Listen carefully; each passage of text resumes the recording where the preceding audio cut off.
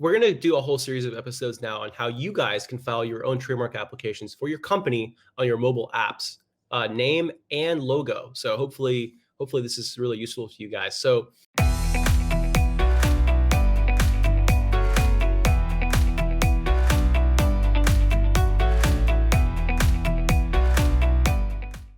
we're going to continue using the sample application that we came up with a few weeks ago, the wheel-bound application.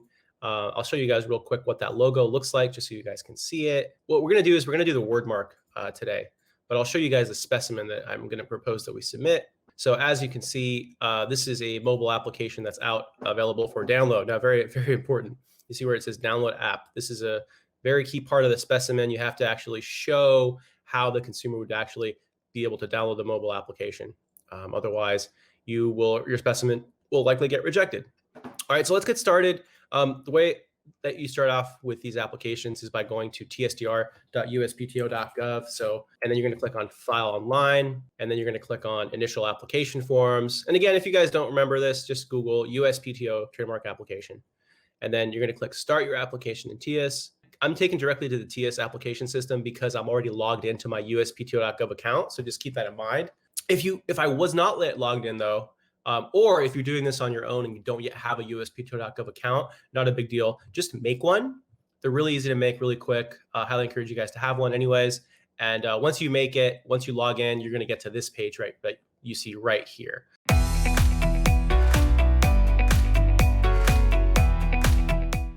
So I'm going to do it from the perspective of the actual company. Okay, so I'm not going to do it from the perspective of an attorney. Okay, and I'm going to do the TEAS Plus today.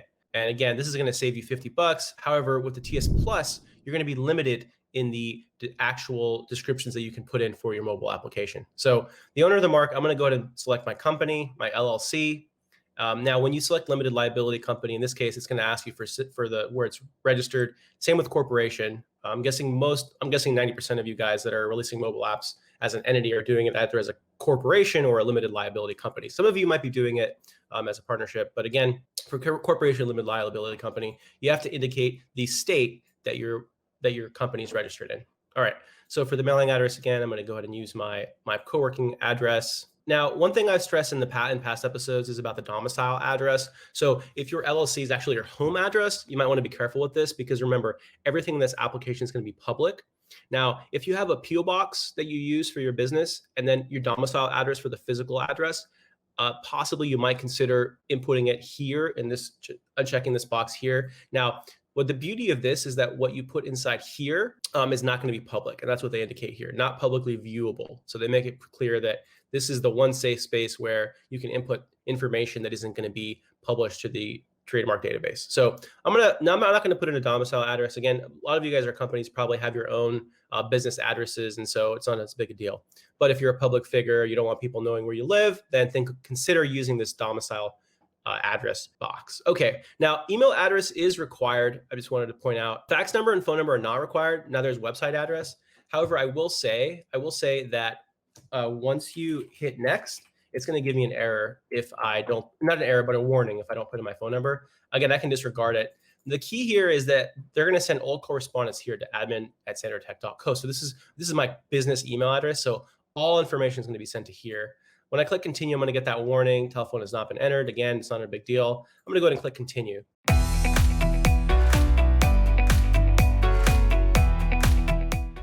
Now is the part where I actually input the mark information.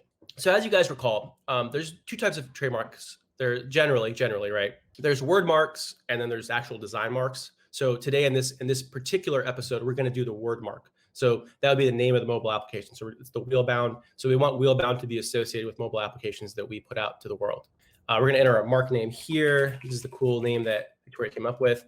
One thing I want to point out is it's one word. This, just so you guys know, would be considered technically a different mark if there was a space in between. So again, one word and standard characters. We're going to go ahead and click continue.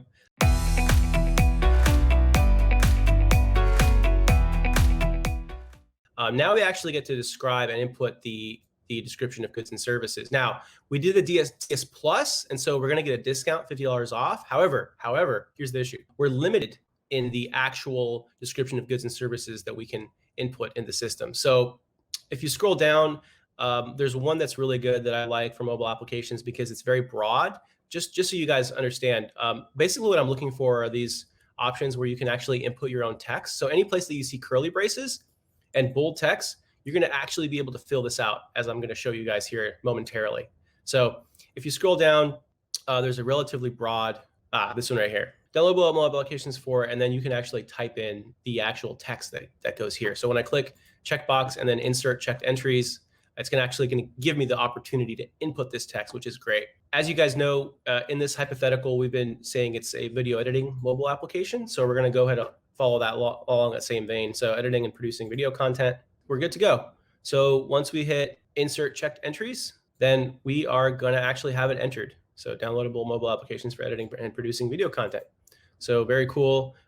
Again, today we're going to do section 1A, which means that in this hypothetical, we've already released our mobile application to the world. It's already available for download on the Apple App Store or the Google Play Store.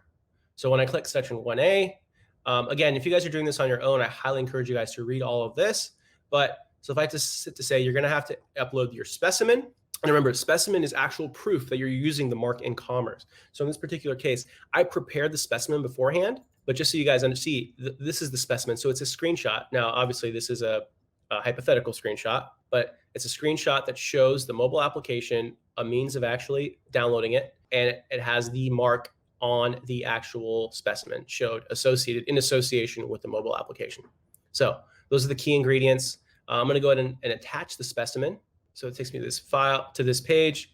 Once you upload it, you're going to have to click attach, and I'm going to go ahead and click attach. Now, once it's attached, you know it's been uploaded because you see they give this message here, file uploaded, and it has been uploaded. So now you can click return to form, and you know that your specimen has been successfully attached. So one file attached, so we know we're good to go. Here we have to actually put a description of the actual specimen. Now, one quick thing I want to point out, if your specimen is a web page, you have to provide two important pieces of information. The first is the date that you access the web page, and the second is the actual URL. If you do not have these two pieces of information when you submit your specimen of a web page, then you're going to get an error. So just keep that in mind. So I'm going to go ahead and type in a description of specimen. So I'm going to say it's a screenshot of a web page. How about that?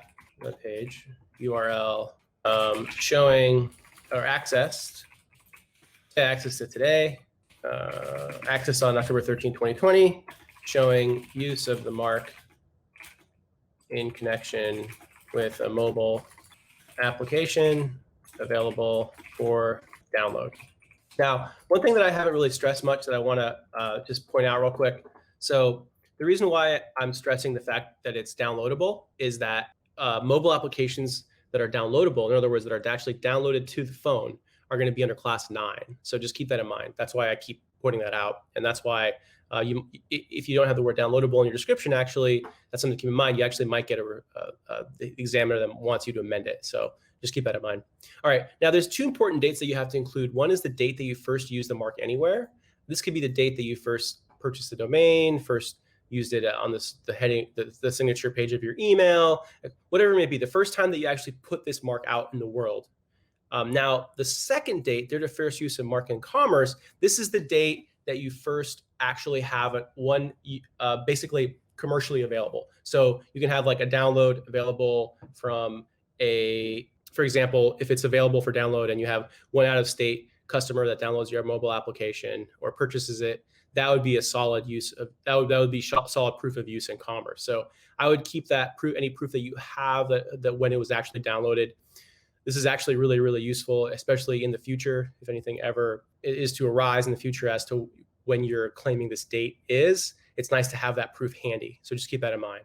I'm going to go ahead and click assign filing basis. And now we're almost through with the application here. So here we see downloadable mobile applications for editing and producing video content. And if we scroll over, we're going to see that we have an assigned filing basis. So there we go. We look good. We're going to go ahead and click continue.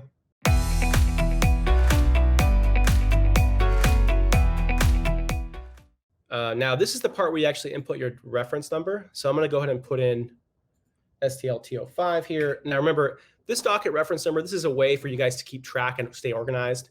So really, really useful tool. Use docket numbers if you guys have a lot of cases. The other thing I want to point out is if you guys have teammates, I would highly recommend that you add them to the additional core secondary email addresses for correspondence. The reason why is that these other email addresses are also going to get courtesy copies. Now, this is really useful because you don't want to be in the situation where you get an email and you miss it, it doesn't get calendared, and then slips through the cracks, and then your application goes abandoned. So if you guys have teammates, colleagues, whatever, anyone that's on your team that's associated with trademarks, you're probably going to want to have their email addresses on here as well. And again, you can enter up to 4, just separate them with a semicolon. Now I'm going to go ahead and click continue.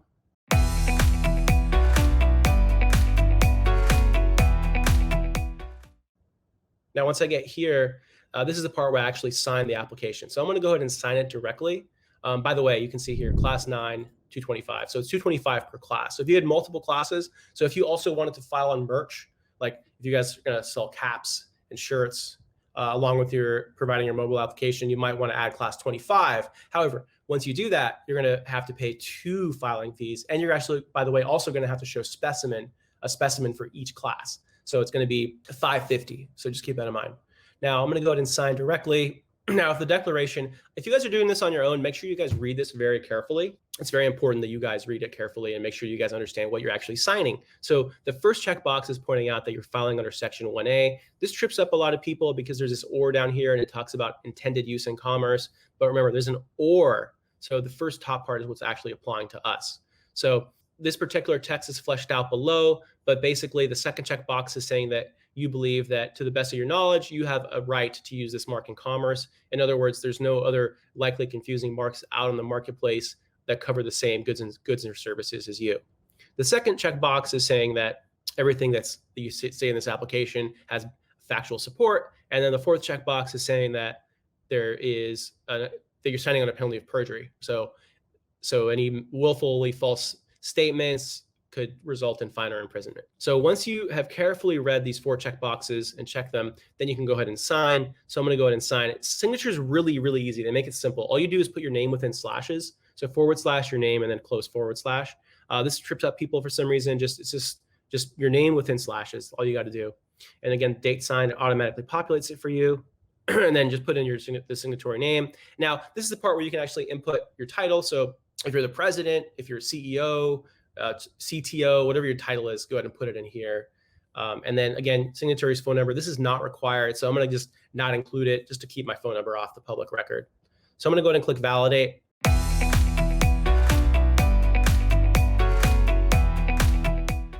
It's going to say, hey, your number's missing. But remember, they have my email address, so they'll be able to communicate with me over email. Now, this is the very last page before we submit. I just want to point out a few things. So one is that you're going to want to make sure that the application is correct. So in order to do that, you can click input, and you can actually go through the entire application to make sure it's correct. Now, one thing I'll point out, and I usually stress it at the very end as well, you want to make sure that you get the spelling right. It's really important. It seems simple, but as I pointed out, if wheelbound actually should have been 2 words, like if our specimen actually showed wheel and then bound, that could be an issue. And the reason why it's an issue is that, let's say you wanted to fix it, you wouldn't be able to. You'd have to submit a whole new trademark application, even for something seemingly as simple as just adding a space. So make sure that the mark that you submit is actually the mark that you're actually using in commerce. So it's very, very important. Trips up some people, and it's costly because you got to pay for a whole nother filing fee.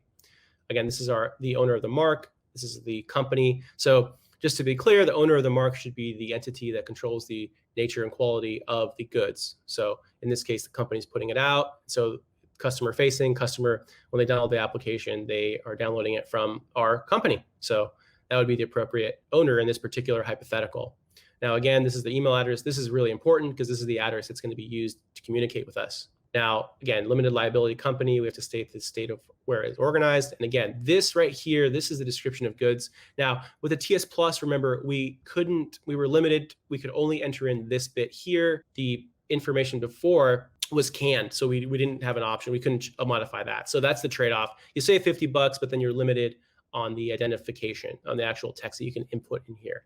So generally, as I've said in the past, I generally recommend pay the extra $50, just get full latitude. You can type in whatever you want in the box. Of course, it has to be covered by that class, but you have a lot more latitude. So just keep that in mind. And again, these are the 2 very important dates. The first is the first use anywhere. So this is the date where you first purchased a domain name, use it as a signature, created business cards, whatever it may be. The first earliest date that you have of actually using that word in association anywhere. So just keep that in mind. And then the first use in commerce date, this is the first date where you actually have consumers purchasing or downloading your mobile application. And again, to be safe, I would keep any records that you have of those early downloads. And the other thing I want to point out is that for it to involve commerce, it should involve at least one other state. So ideally, this would be the date that someone from out of state downloaded the mobile application, downloaded or purchased the mobile application from the App Store. So if we're in California, then someone downloading and purchasing the mobile application that lived in Nevada, that would invoke interstate commerce. So just keep that in mind. And again, this is the filing, the specimen file name. So if I click on this link here, it's actually going to take me to the specimen. And this is the description of the specimen. So remember, 2 important things for web pages. You need to have the URL, and you have to have the date that you access the URL. Very important. People forget that. And so because of that, they actually get their trademarks rejected. Sorry, their specimens rejected. So they have to resubmit their specimen. This is the correspondence information. I added Victoria here because she's awesome, and she won't let anything slip through the cracks. And again, $225 per class. And this is my signature here. So application looks good to go. I'm going to go ahead and click back. And again, if you want to see the mark, click mark, and it'll actually show you the trademark as you intend to file. So there it is, wheel bound. And then if we click specimen, we can actually see, we'll actually get a link again, and I can open it in a new tab, and I can see what it'll actually look like. This is the specimen. So I feel good about it. I'm going to go ahead and go back. Now, I want to point out just a couple things before I submit. The first thing I want to point out is that there's this notice here that you should definitely read, and read it carefully. You have to check this box acknowledging that you've read these 3 items. So let's really quickly paraphrase them. The first is that you do not have any right to a refund. So if you forgot to add the space between wheel and bound, tough luck. You gotta pay for a whole new filing fee. There's no refunds. The second is that you have no right to confidentiality. So everything in this application is going to be public immediately once you file and pay the fee. So keep that in mind. Why is that important? So let's say you're a public figure and you actually have your home address. Okay, that might not jive with some of you guys. You guys might not like that. So just keep that in mind. If you have if you're a public figure, you may want to keep your home address off of the public record. So just keep that in mind. Make sure that you use your PO box, and then maybe use the uncheck the domicile, or if you have an office, make sure you use the office address. Now, the third is just saying that because these applications are all public, unfortunately, there's companies out there that actually mine for new filings and then send scam letters trying to shake people down for fees they don't actually have to pay. So I would go to this page, take a look at it, but just understand that you should expect to be receiving some junk mail that looks kind of like this, or there's numerous examples. Just take a look, but they're all scams. They're just trying to shake you down. Again, this one's asking for $1,420. Again, there's no reason why you have to pay any fees to any organization other than the trademark office. And any future fees, by the way, that would be due, you're going to pay through the trademark system. So that's the huge big tell. Now, again, if you're not sure, just go ahead and Google misleading trademark notices. You'll get to this page here. And then once you get the letter, just search by the entity that sent you the letter. And there's a good shot that it actually will show up here, because they do a really, really good job of keeping track of all these various entities that send these scam letters. So this trademark application looks good to go. I'm going to go ahead and click submit. But before that, I want to point out 2 things. If you found some error in this application, not a big deal. You can just click go back to modify, and you can actually step backwards through the entire application. This application looks good to me. I'm going to go ahead and click validate, move forward. And again, everything that you do is going to, forward and backwards, you can move. It'll save all your information. So you don't have to worry about having to re-input information all over again. Very, very last thing before I submit, I just want to point out, if you guys are not 100% sure about submitting today, not a big deal. Just click save form. It'll download what's called a .obj file. You can go back to your team, discuss the application. When you're ready to actually submit, you just go at the very start of the page. There's an option to upload a .obj file. So you can upload the .obj file. It'll essentially restore the entire session. So you can click through until you get to the end. So it'll save you a lot of time if you're not 100% sure about submitting, but you filled it all out. Just save the form and then come back to it tomorrow. It'll upload the .obj file, and it'll literally repopulate the entire session for you. So again, application looks good. I'm going to go ahead and mark the checkbox and click pay submit.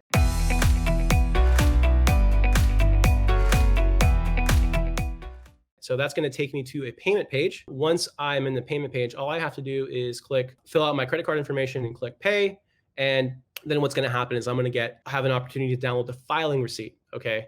Now the filing receipt is essentially a record of the entire application. So again, credit card, again, 225. Once I input my credit card information and my phone number, my information for my card and click submit payment, then I'm going to be taken to that page. Thank you so much for watching.